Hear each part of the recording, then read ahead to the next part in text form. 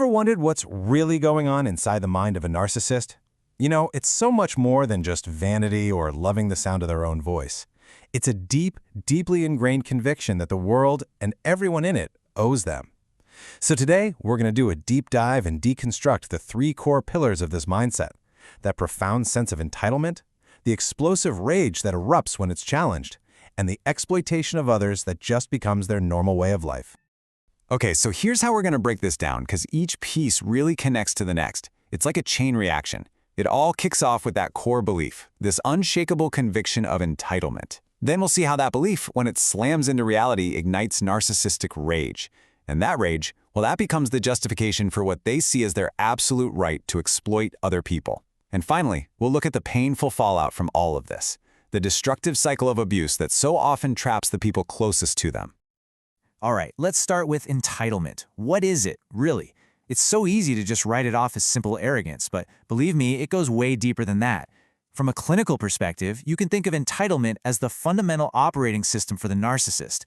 It's the very lens through which they see themselves, other people, and their, quote, rightful place in the world.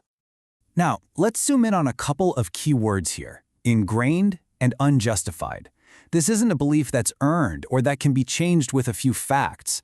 A narcissist could be objectively terrible at their job, and yet they will genuinely, truly believe they deserve the biggest raise in the entire company. Their conviction is totally detached from reality. In fact, for them, it is their reality. This whole mindset is captured perfectly in a phrase you sometimes hear from them: "These things are not for people like me." And you have to ask, what are these things? Well, we're talking about the most basic responsibilities of adult life. Paying bills, doing chores, waiting your turn in a line.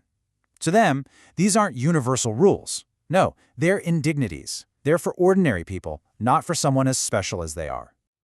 So how does this look day to day? Well, it's a constant pattern of one-sided expectations. In their world, their partner should handle all the housework. No thanks required. Why? Well, because that's their proper role. They deserve to be supported financially without lifting a finger. Why? Because their mere presence is contribution enough.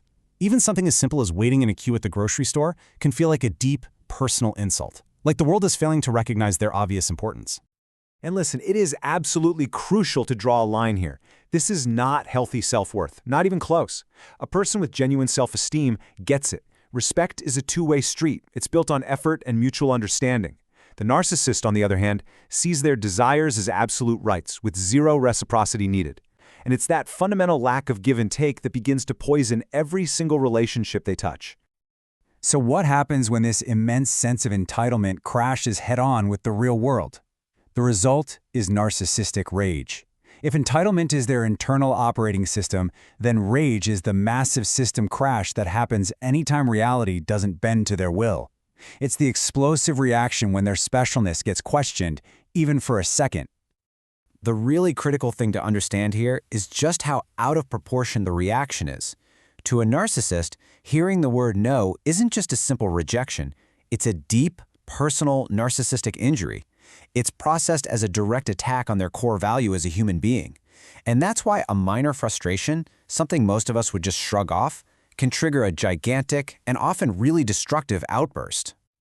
Clinical psychology has a really powerful analogy for this. It's basically a toddler's tantrum, and when you look at it, the parallels are striking.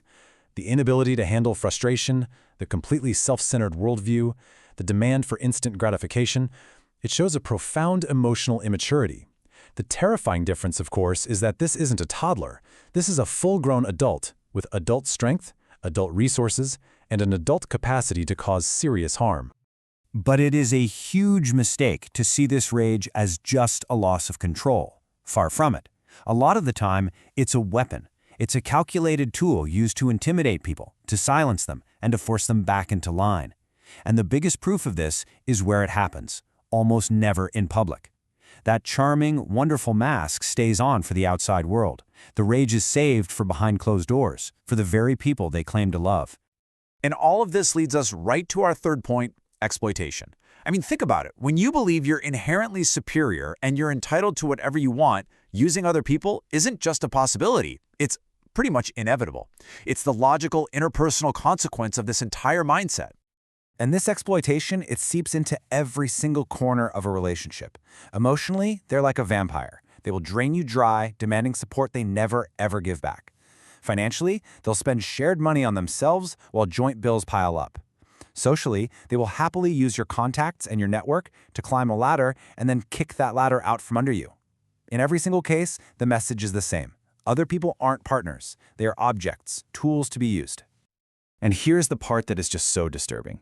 The narcissist doesn't see this behavior as abusive. They just don't. From within their distorted reality, if everything is owed to them anyway, then using others isn't exploitation. It's just them taking what is rightfully theirs. This internal logic allows them to cause unbelievable harm without feeling even a flicker of guilt. So what is the impact of all this on the people who are actually in their lives? Well, that's where we see the devastating cycle of abuse really take hold. This toxic combination of entitlement, rage, and exploitation creates a deeply poisonous environment for partners, for children, for anyone caught in their orbit. And this decay, it happens in a predictable, awful pattern.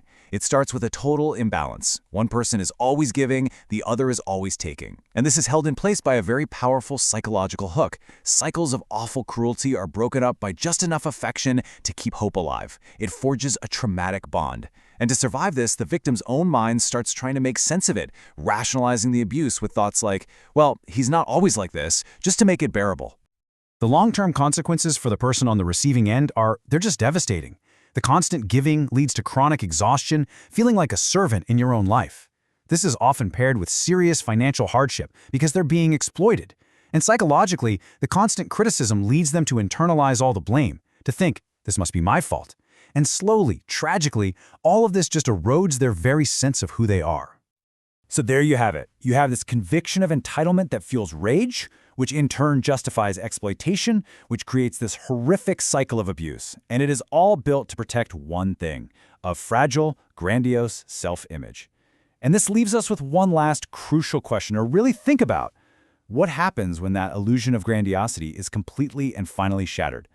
Thanks for digging in this with me.